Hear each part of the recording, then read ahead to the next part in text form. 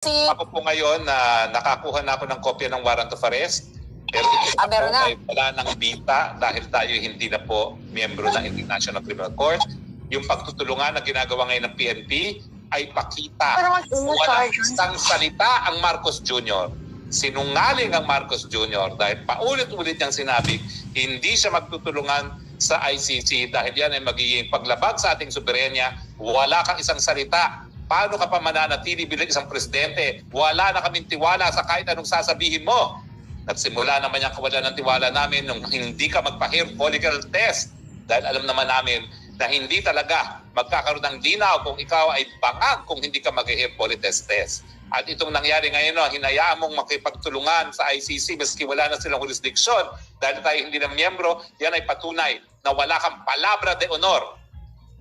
Hindi ka tunay na lalaki. Wala kang isang salita.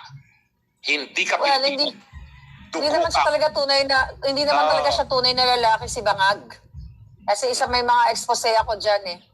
Well, actually, nasabi ko na yan, na nung kanyang kabataan, nung siya ay nagpupulburon, ay may isang basketball player na ini-invite niya sa Malacanang pa hindi mag-basketball pero ibang basketball yung ginawa nila.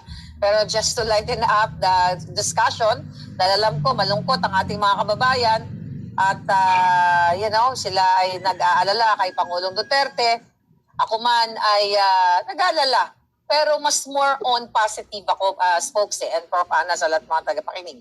Kasi alam ko mayroong magagandang mangyayari in favor sa taong bayan. But we're here, tuloy-tuloy lang.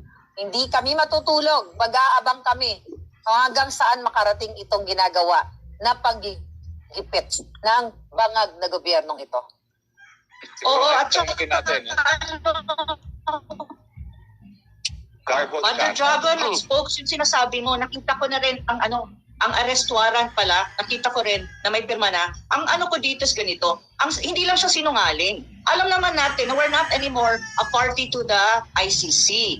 At saka alam naman natin na interference sa Pilipinas at sa sovereignty natin ang issue na to. Bilang isang presidente, ang pinaka-basic na trabaho niya is to uphold the independence and the sovereignty of the country.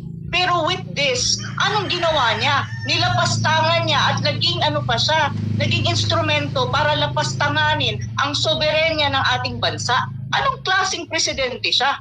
Yun yung tanong, hahayaan niyo ba to? Mga kababayan, my God, that's crazy.